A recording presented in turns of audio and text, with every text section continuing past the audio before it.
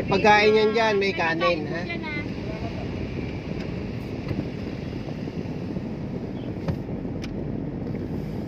Yes, one down. So, 19 pa tayo. Hindi, yung isa doon, yung kay Kuya JJ. Kawawa nga yun. Hindi dadaan rin natin. Kung pagkakuha ni Mama.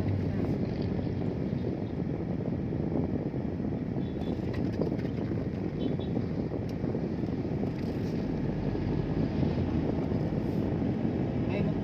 saan? Ito ba? Saan? Tubig. Hindi, atras sa baba mo yung bintana mo. Dapat nagmas ka na, eh. Kaya mo. Kuya,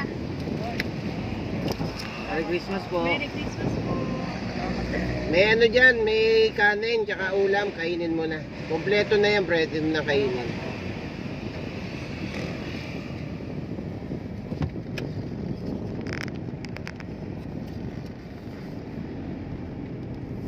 Mapaliwanag mo, may pagkain doon sa loob. Hindi pwedeng bigay, baka akala nila kung ano lang yun. Kasi siyempre, baka lumamig yung kanin, sayang naman eh. Kaya natin binigay para alam mo, tawag nito eh, next year eh, lalakihan natin ang budget niya. Pagkahat tayo. So, matagal na rin tayong ano eh. Dahil ito, simula nung nawala yung negosyo ko eh, hindi na tayo nakakapagbigay taon-taon. Kaya pilitin na natin next year. Next year, ano, budget mo, budget ko, pagsasamahin natin ulit. Yeah. Para mas madami. Mas marami tayong mabibigyan. Siguro, by next year, yung birthday ko eh, hindi na ako mag-ahanda ay Oh, yun na lang nga ba? lalaan na lang na natin sa pagbibigay ng tulong sa kapwa. Mas maganda pa yun. So doon pala sa mga barkada ko na maasa next year, wala tayong birthday ko ha. Naka-video na to, hindi natin pwedeng bawiin. Mag-donate kayo. Baka naman i-donate nyo MP o Alfonso Light, hindi pwede yun ha. Mga gusto mag-donate dyan, mahaba-habang panahon pa yung pag-iipunan nyo. Baka madaan natin yung pa. Sinasabi ni ate. Ay hindi, bibigyan natin. Lagi naman nandun yung sa bahay lang. Bibigyan natin yun. Basta mga bibigyan natin yung mga dapat bigyan. Walang kakayahan bumili. So yun ang ano ng Christmas eh.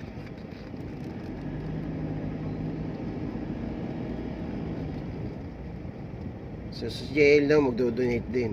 Ano? Kalahati ng baon niya, linggo-linggo do-donate niya. O parang ayaw mo yata umuo.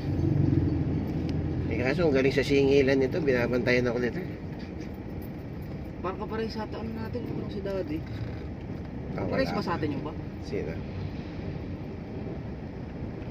O kunin mo muna yung ano, yung... Ay, yan pala si ano. Tubig, please. Asan ba? Tulong. Hoy! Kuya! Hoy, pre! Kuya! Ayaw mo? Ang tagal mo naman gumising. Sabi ko sa'yo, bibigyan kita eh. Ayaw Merry mo maniwala eh. May pagkain na May dyan. pagkain po dyan, kainin nyo na po ha. Maraming po salamat. Ah, Ay po nga ito pa yata. Ang ganda na po nag-iinim ko. Ginising niyo ako. ah. Na-istorbo pa yata natin natutulong. Kaya nakakahiya. Meron din Natutulog dito eh. na wala. Ayun. O kunin mo muna yung regalo dun sa... Idadaan ko pala dun sa TRO. Ang dali na. Ano yung susi? Wala ako sige. Meron. So, na tatlo na pala yung binibigyan natin. So, ilan ba lahat to? 20. 20 daw yung ano. So, next year siguro, mas marami na yung may bibigyan namin. Mag-aama. So, lalaan na namin yan. By next year siguro. So, tigil muna sa paghahanda ng pansarili. tayo'y tutulong muna sa kapwa at para naman may balik tayo.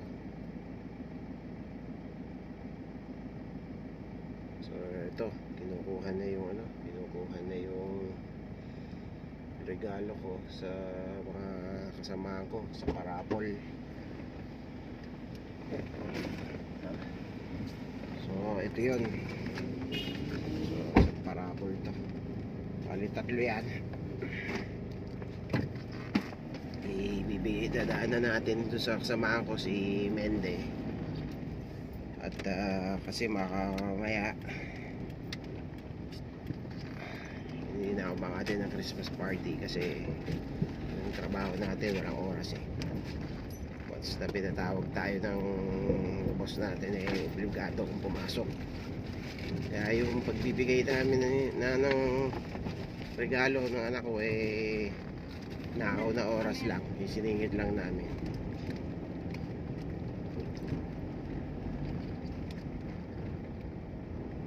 Yung pala eh, makakwento ko pala sa inyo. Nung mga bata pa sila, ilan taon ka nun? Ilan taon ka nun may negosyo si Papa? 11? 11 ba yun? Bata kang babanot eh. Hindi pa So, buhay nun. maliliit pa sila noon. Siguro nakikita mo yun, nagbabalot ako ng tuwing Pasko, nagbabalot ako ng mga bigas, delata, pagkain para doon sa may hirap. So, taon-taon ginagawa ko yun. At natutuwa naman ako na na-adapt ng anak ko yung yung ginagawa ko dati. So, hindi na namin pinag-usapan na magbibigay siya. So, nagkusa na lang siya. Kuya ito, tendero. Akin na yung tubig. Kuya, So, ito pa. Bibigyan natin isa. Merry Christmas! Ayan. May So, pagkain po dyan. pasensya. Pagkain po kayo. Salamat. So, yung tatlong tao kanina, hindi ko na-share sa inyo, no? Kasi nagmamaneho ko, hawak ko yung cellphone. Pero anyway, bababalik tayo. So, susunod nakikita natin yung mga binibigyan natin. So, wala naman tayong pinipili, maliban lang doon sa talagang mga less unfortunate people na minsan, siyempre sa Pasko, walang nagbibigay sa kanila, walang kamag-anak. So, tayo nagiging tulay para at least kahit pa paano maramdaman nila yung ng Pasko. So, yung kasama ko pala yung panganay ko at yung aking bunsong ayun. Yan eh. Ito siguro sa paglaki nito, collector to eh. Magaling mang-collection sa akin ng ng baon. So, binabantayan ako siguro pag nito, magaling mang-collection to. Baka sa bangko magtrabaho to eh.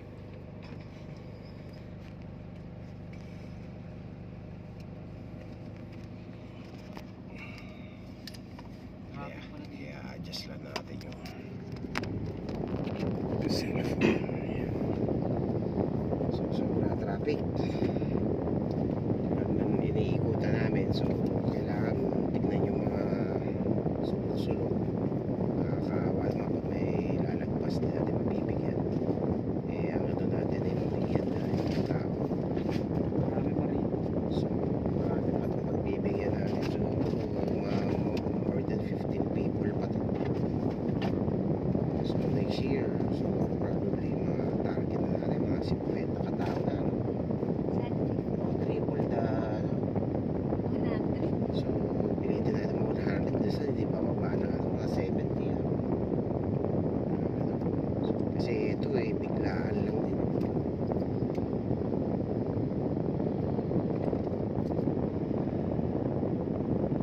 Kasi minsan yung mga regalo hindi mo na makukuha na pansarili. So minsan hindi sa bagay na kukuha yung kasayahan mo ba na magbahagi Yeah. magbahagi ng tulong para iba yung nararamdaman mo doon kaysa mabigyan ka ng cellphone. So although tawag dito iba, syempre mas maganda yung nabibigyan ka pero iba pa rin yung ikaw bigyan. Ibig sabihin, nabigyan ka ng mga ganitong ano, ibig sabihin napaka hirap mo na para bigyan ka ng mga ganyang bagay na alam mo hindi nila kaya bumili. So mas maganda na ikaw nagbibigay ano.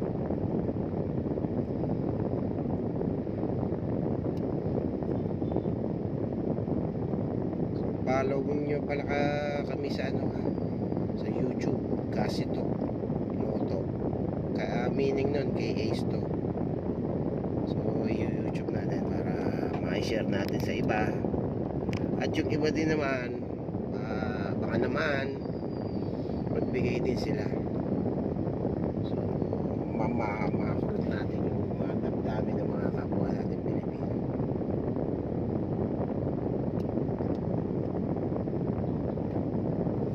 So sobrang talaga traffic. So paikot-ikot lang kami rito sa syudad ng Mandaluyong. Dahil taga Mandaluyong kami. Hindi naman ako pwede kasi lumayo. Baka biglang tumawag yung boss ko. Tumatawag ako. Hindi din ako makakabalik agad-agad. So within area lang po na Mandaluyong. So ito na rin. Buti naman mantak na.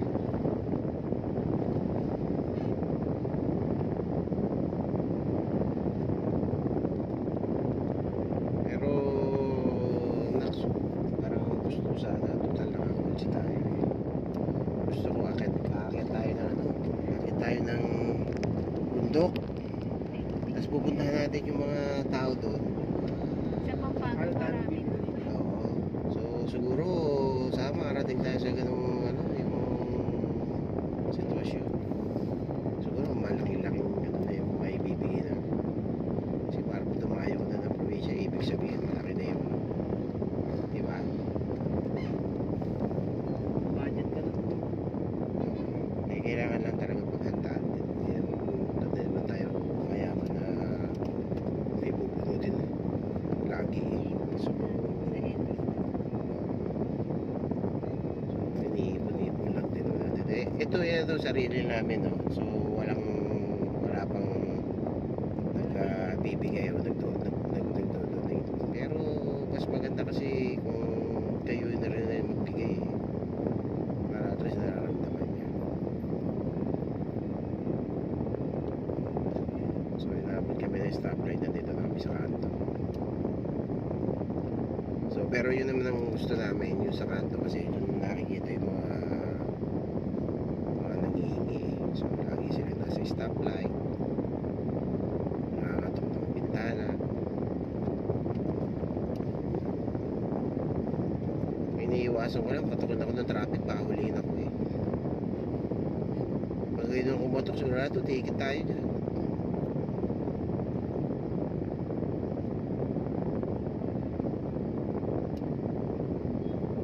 Traffic din pala dito eh. Kahit siya ng Vermont na eh. Parang ganun. Pumalaw naman ng January na ulit.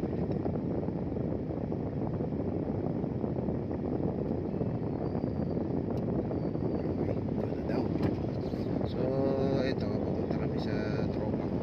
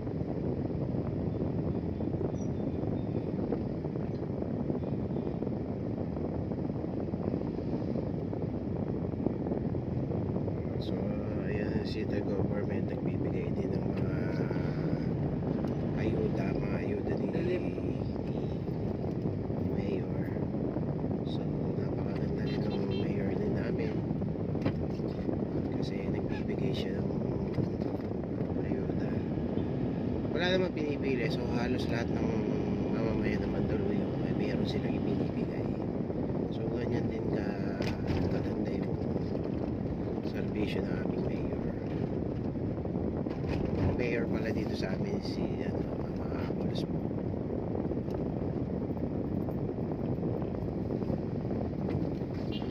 So kahit pa paano, kung sabihin nila, nakakasingit din tayo ng konti para naman doon sa mga hindi nila nabibigyan talaga. Kasi yung alam ko doon sa mga binibigay ni Mayor ay yung mga residente. So tayo naman yung mga excuse tayo naman yung mga talagang nakikita natin umihirap sa kalye. Yun ang ano natin, priority naman natin. So anyway, papasalamat tayo kay Mayor na hindi rin nagsasawang bigay taon-taon.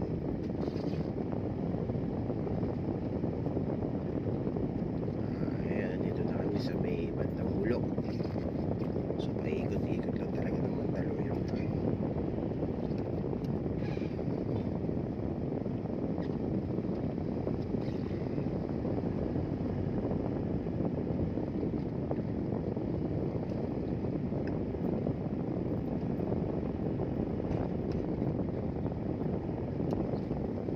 Ako naman walang balak maging vlogger, no? Sinishare lang natin yung ating mga ginagawa.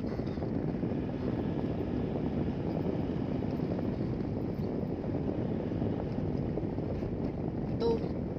Stop. Okay. Ayan siguro. So ito, may Dalawa nakita. sila. So dalawa yung bibigyan natin ng ng ayuda natin. So buti na lang nakita ng puso ko. Meron tayong magbibigyan ng sa direct ko natin cellphone.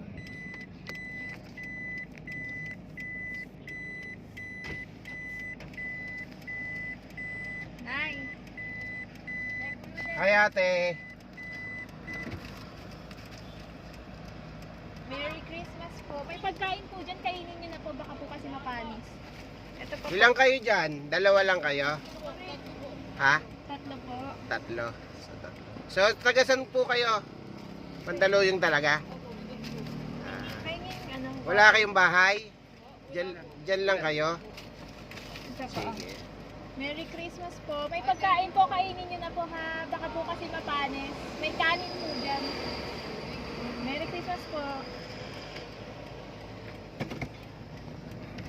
So, ayun, pagbigay naman tayo ulit. So, kahit pa paano, nababawasan yung ating pamigay.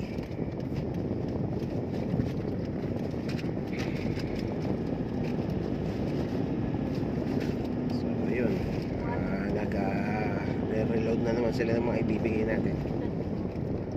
Very good si JL at nakakita. Hindi ko nakakita kanina yun. Marurot kasi tayo.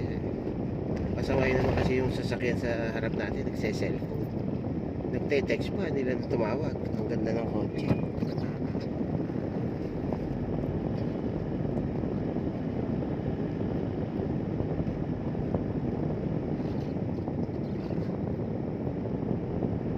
So, pangalan ng kotse ko si Blacky. Kasama ang sasakyan pala namin na ngayon si Blacky. Tapos yung motor natin, hindi ko pa alam kung anong pangalan. Si Reddy.